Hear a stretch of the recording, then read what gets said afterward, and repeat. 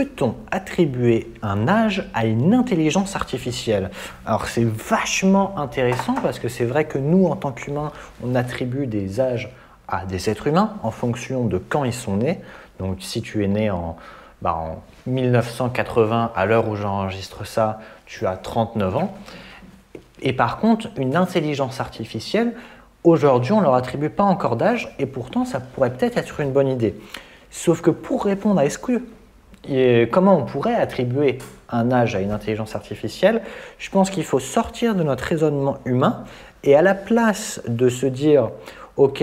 l'âge d'un humain, c'est le nombre d'années depuis son existence », on ne peut pas appliquer le même raisonnement à une intelligence artificielle et on doit, je pense, plutôt utiliser un raisonnement qui est basé sur le savoir de l'intelligence artificielle. Ça veut dire,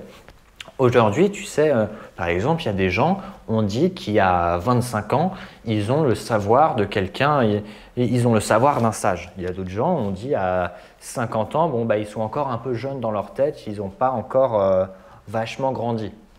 C'est rare qu'on dise ça, mais des fois on le dit. Et pourquoi on dit ça alors que pourtant la personne de 25 ans est 2 fois plus jeune que la personne de 50 ans? Je pense que c'est surtout basé sur l'importance du savoir qu'on accumule au fur et à mesure des années qu'on vit. Par exemple, un enfant de 2 ans, je pense qu'on est d'accord, il a beaucoup moins de savoir et beaucoup moins de connaissances et également beaucoup moins de compétences et d'expérience de vie que même un enfant de 10 ans. Et donc, au niveau du savoir, un enfant de 10 ans va être plus sage, plus âgé, plus compétent dans le jeu de la vie qu'un enfant de 2 ans. Et je pense que c'est pour ça que nous, en tant qu'humains, on utilise ce système d'âge, parce que vu que ça nous prend du temps d'accumuler des compétences et un peu de s'améliorer au jeu de la vie, le fait de se mesurer en fonction des années, c'est une façon assez simple de se dire « Ok, c'est là où on en est ». Évidemment, ça c'est surtout pour les enfants, parce que fréquemment, il y a des différences majeures entre, par exemple, un enfant de 10 ans et un enfant de 15 ans, mais fréquemment, tu vas voir, il va y avoir moins de différence entre une personne de 25 ou de 30 ans, ou alors il va y avoir encore moins de différence, par exemple, entre une personne de 70 et de 80 ans, et encore moins entre une personne de 100 et de 110 ans. Tu vois, le nombre de différences réduit petit à petit parce que on s'améliore au jeu de la vie. Et c'est un peu l'histoire des 80-20, que 80% du savoir, ça prend 20% du temps à accumuler, et les 20% restants du savoir, ça prend 80% du temps à accumuler. Donc, c'est une bonne analogie pour expliquer pourquoi les différences entre le temps de vie ralentit petit à petit en termes de l'accumulation du savoir. Et donc une intelligence artificielle, elle, la différence avec un humain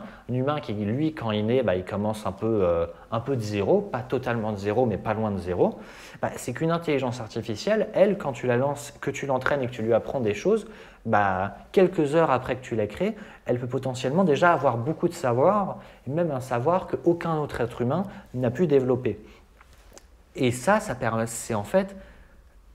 ça montre que l'intelligence artificielle, elle peut avoir une certaine sagesse, un certain âge d'une façon humaine, alors que pourtant, en termes de la durée de son existence, elle peut être extrêmement jeune en fait. Et donc, vu que ce type de savoir est totalement différent et qu'il faut totalement repenser notre vision de l'âge en fonction des machines et en fonction des humains, je pense que ça peut être intéressant de se dire « Ok, la machine n'a pas tant un âge, mais plutôt on regarde quelle est la maîtrise du savoir qu'on lui a donné, donc à partir de données, d'informations qu'on a données à la machine, quel savoir elle a pu créer,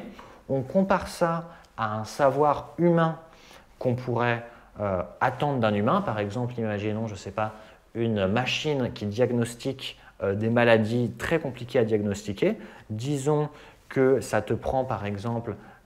pour avoir ce niveau de compétence sous la forme d'un humain, disons que ça prend 10 à 20 ans, 10 à 20 ans à la fois d'études et d'expérience, on pourrait dire que l'âge des compétences et du savoir de cette machine est de 20 ans de travail en tant qu'expert médical. Et donc ça, je pense que c'est de cette façon qu'on appliquerait un âge sur une machine, si on veut appliquer un âge pour mieux se rendre compte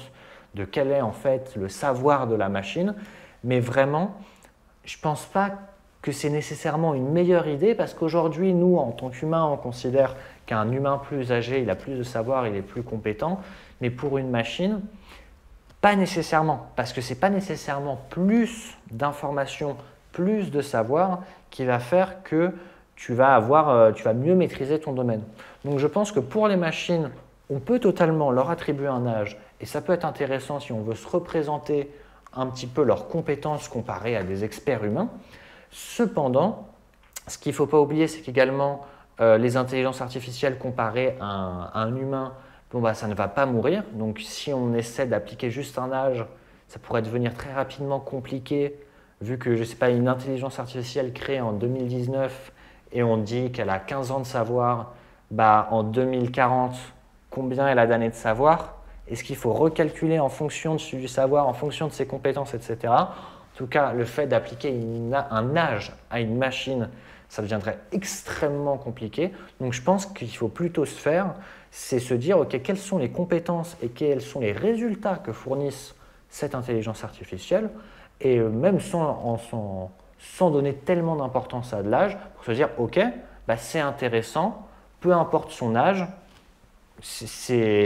on peut l'utiliser. C'est comme en fait, par exemple, il y a beaucoup de sociétés qui veulent embaucher pour certains postes uniquement des gens qui ont plus de 40 ans, plus de 50 ans. Alors qu'en fait,